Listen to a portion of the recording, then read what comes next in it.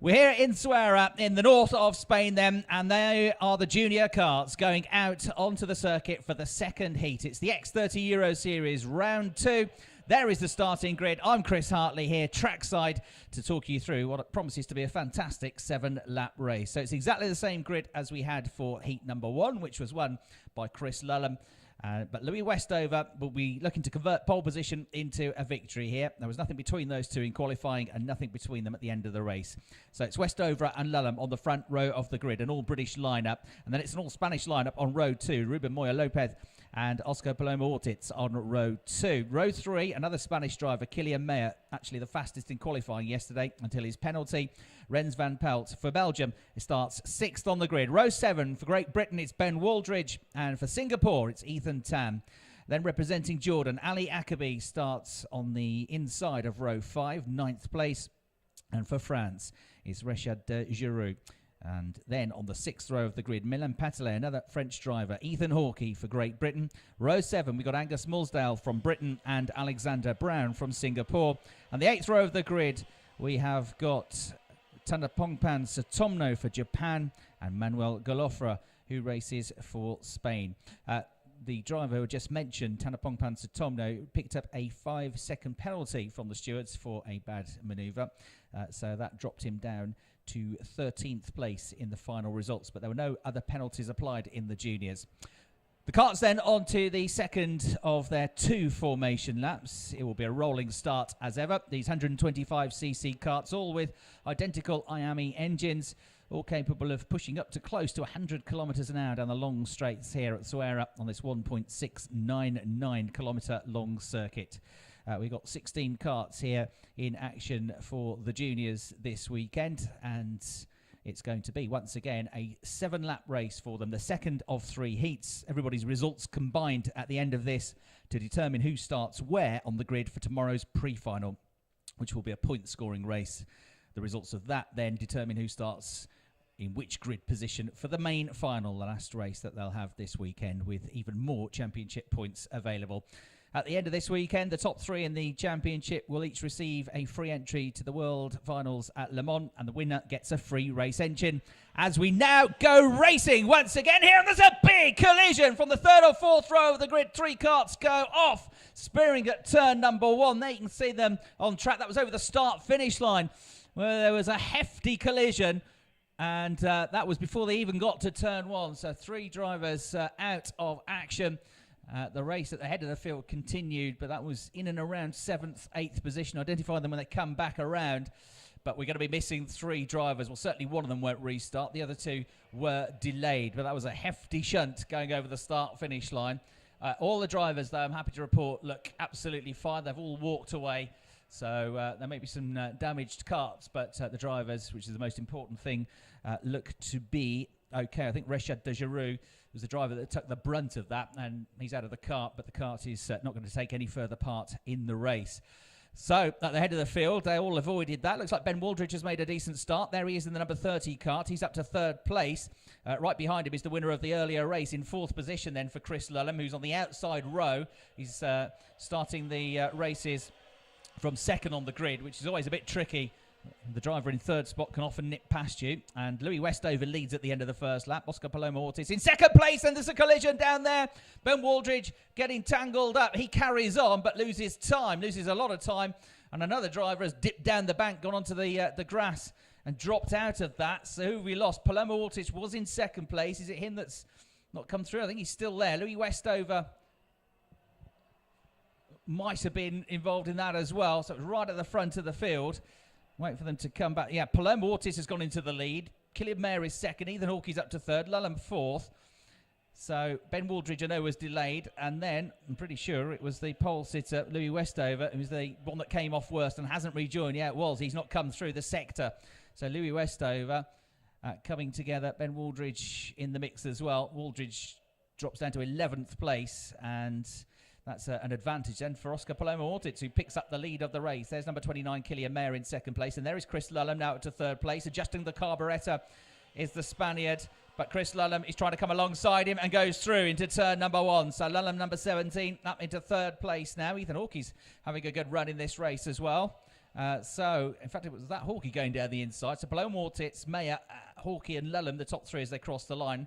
I think Hawkey had his nose in front over the timing beam, but it was Lulham that went down the inside, as I thought, into the first turn. There's more action down at the hairpin. That's the number 14 kart trying to hold his own. Alexander Brown, who's made a very good start to this race, actually. He's very much made good progress in this one. And I'm sad to say Louis Westover was unable to restart after that incident down at turn 2, so he's not come through. So we lost at the start of the race for that contact Reshad de Giroux. Ruben Moya Lopez also out, or at least well down the order. I think he is out of the race. He's stopped. Louis Westover out as well.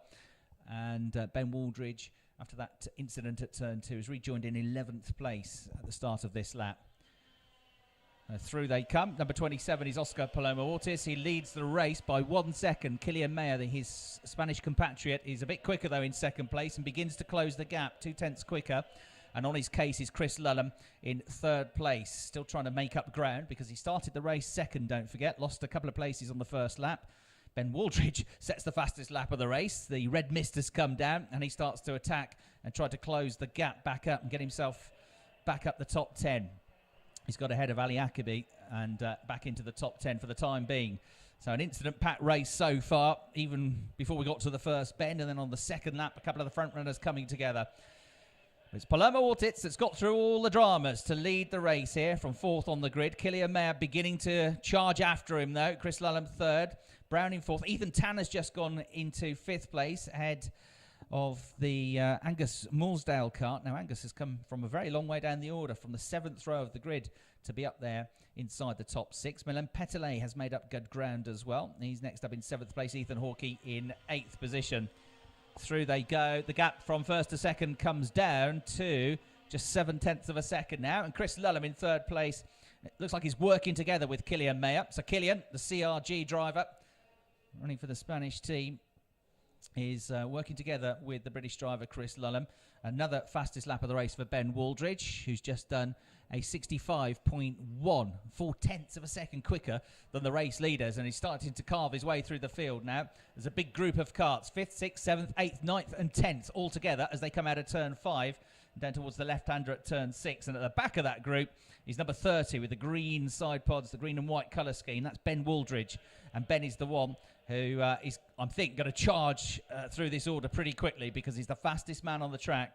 He's in 10th for now, and that is going to start to progress for him. He's already got past one of them, so yes, up to 9th place, I reckon, over at the far side of the circuit. Meanwhile, the gap from 1st to 2nd continues to tumble. With each and every lap, it's down to 0.4 of a second now. Over the line go the top 3. And there you can see visually the gap is absolutely dropping. It's plummeting. It's gone down to 0.2 of a second. By the time they reach turn 2, well, there's nothing between them. Kilian Mayer has now caught up Oscar Paloma Ortiz. Just a length behind them is the 3rd place kart of number 17, Chris Lulham, who leads the championship standings coming into this second weekend of X30 Euro Series. Here comes Kilian Mayer down the inside into the left-hander at turn 4. Very good move, that, to get the lead of the race. And Mayer leads down to 2nd place for Paloma Ortiz, 3rd place for Lulham. A gap back then to Alexander Brown, who from 14th on the grid, he's up into 4th place now and going great guns. Ethan Hawkey has made up 7 places. He's in 5th position after a very good race so far.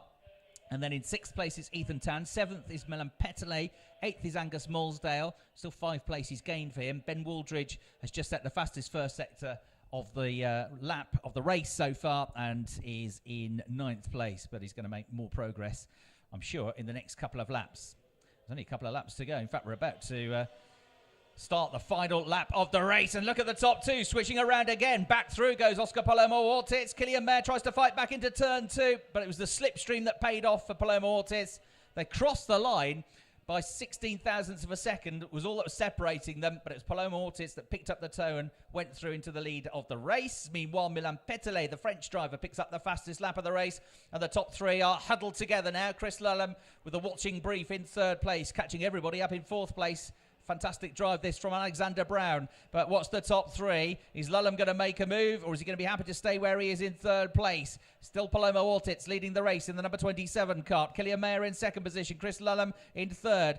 Almost with them now is Alexander Brown in 4th place. The leaders made a bit of a break for this with a few corners to go. Chris Lullum is being held up here by Killian Mayer. It's allowing the leader to get away, and Paloma Ortiz should be en route to a victory here in this second junior heat of the day. Killian Mayer is going to get another strong finish, but Chris Lullum will have to settle for 3rd place. But it's a good set of results for him. Here they come. They fan out as they go over the start-finish line. But Oscar Paloma Ortiz from 4th on the grid wins the race. Chris Lullum did get through over the line to take 2nd place by just 22 thousandths of a second. So he did it as he pulled out of the slipstream, crossing the line, and Lullum takes 2nd place. Mayer drops to 3rd on the line, 22 thousandths of a second behind. Then Alexander Brown, fantastic drive to come through the carnage to pick up 4th place. Ethan Hawkey was 5th. Ben Waldridge in 6th place. Ethan Tan 7th. Angus Mulsdale in 8th. Milan Petele set the fastest lap, but could only manage 9th place. Then it's Tanapangpong Sutomno in 10th place. Akabe 11th. Galofra in 12th. Van Pelt in 13th. We lost Westover, Moya, and De Gero early in the race. Good comeback drive as well from Ben Waldridge after the tangle down at turn 2 to get himself back into 6th place. But huge disappointment for Louis Westover, who, having had a 2nd place finish, has now had 1 DNF and will need to make sure he gets a good 3rd race to try and salvage a reasonable grid position for the pre-final tomorrow. So there you have it, another very lively race from the X30.